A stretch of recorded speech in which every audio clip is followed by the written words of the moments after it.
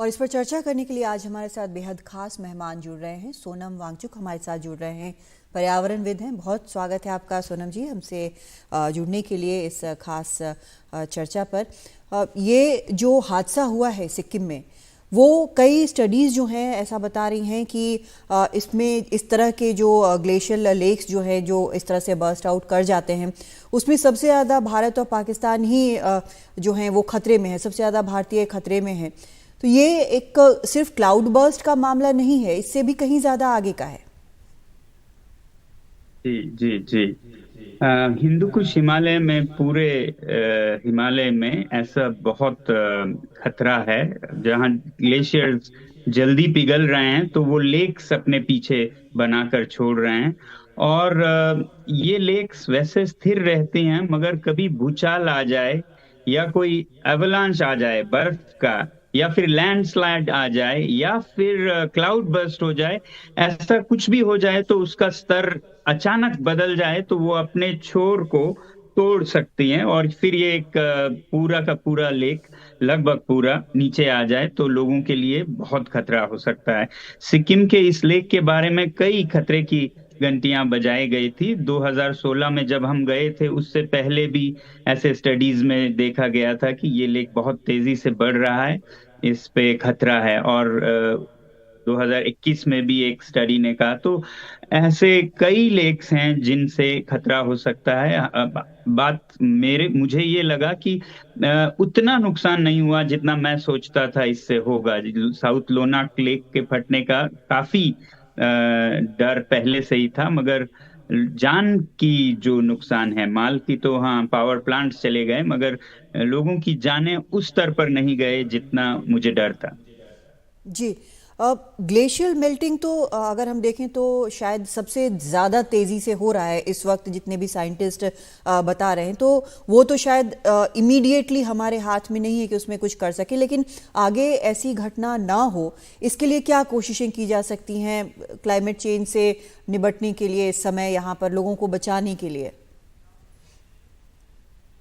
जी, पहली बात तो ग्लेशियल मेल्टिंग भी पहाड़ के लोगों के वजह से तो नहीं है, उनके हाथ में नहीं है, मगर बड़े शहरों के लोग, Delhi, Mumbai, Beijing, Paris, London, New York, यहाँ के लोगों के रहने के जीवन शैली के वजह से ये हो रहा है, और पहाड़ों में लोग ये सजा पा रहे हैं बिना किसी गलती के। तो सबसे पहले तो ये एक संदेश है पूरी दुनिया के लिए कि हम अपनी जीवन शैली बदलें। जैसा कि मैं कहता रहता हूं, please live simply in the big cities so that people in the mountains simply live. वो जी पाए, इतना हो आप इस तरह से जीवन जिएगा। अब ये तो लंबी वो है, बदलाव की बात है, मगर निकट भविष्य में ऐसे सभी लेक्स पे हमें कई चीजें कर सकते हैं। अर्ली वार्निंग सिस्टम्स तो कम से कम हम लगा सकते हैं, ताकि ऐसा कभी हुआ तो लोगों को पहले ही वक्त पे पता चल जाए और वो अपने उन जगहों से हट जाएं।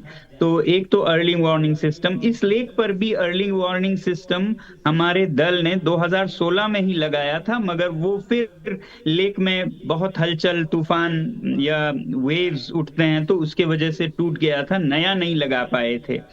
और दूसरा, हम लद्दाख में कहते हैं कि ये जो फ्लैश फ्लड वगैरह हैं उससे भीड़ नहीं सकते हैं, तो उसको अवॉइड किया जाए। तो ऐसे जगह जहां पर कभी फ्लैश फ्लड आ सकता है, वहां पर आबादी को पहले से ही ना बसने दिया जाए, ऐसे जगहों को फ्लड के लिए, उसके रास्ते के लिए छोड़ा जाए। ये दूसरा कदम हम कर सकते हैं। जी, एक जान का जो नुकसान हुआ है वो तो वापस नहीं हो सकता है, लेकिन जो आप कदम बता रहे हैं वो ज़रूरी हैं, करने पड़ेंगे।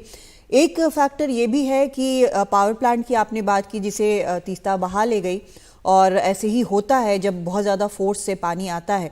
तो ऐसे में क्या इन इलाकों में एक बड़ा, हमेशा ये बहस चलती है कि डेवलपमेंट वर्सेस क्लाइमेट, तो ये इसमें फिर क्या किया जाए? देखिए, ये बात सही है कि जब आप डैम्स बनाएंगे तो ये खतरा भी रहेगा, वो चाहे फिर बाढ़ का हो, क्लाउड बर्स्ट के कारण, ग्लेशियर लेक के कारण, या भूचाल के कारण भी हो सकता है। ऐसे डैम बर्स्ट हो जाएं और उसके बाद बाढ़ आए, तो हम बिजली जो हमारी मांग है, खपत है, जरूरत है, उसके वजह से ये डैम्स बना रहे हैं। तो डैम्स न बनाने के लिए दोबारा मैं यही कहूंगा कि लोगों को अपनी जिंदगी बदलनी होगी, ताकि हमें इतनी ज्यादा बिजली जरूरत ना हो।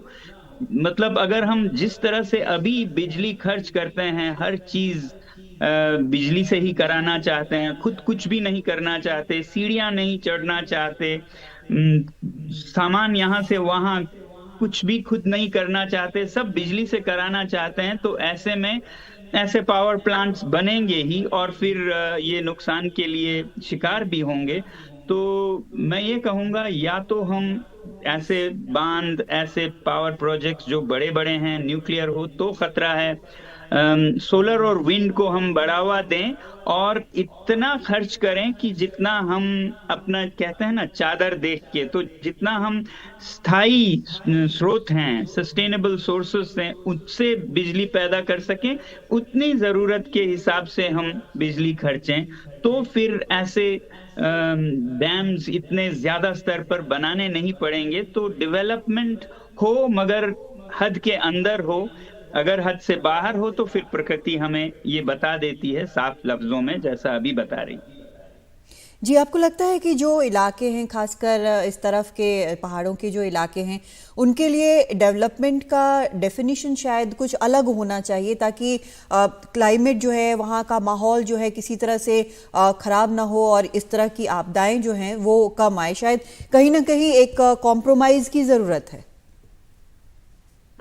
जी, डेवलपमेंट ये जो थे जैसे बड़े डैम्स हैं, ये तो इन पहाड़ों के लोगों के काम भी उतना नहीं आता जितना बाकी देश को सप्लाई होता है। मतलब 1200 मेगावाट उस जगह के लोग नहीं इस्तेमाल करेंगे, मगर जब आपदा आए तो उन्हें सहना पड़ेगा।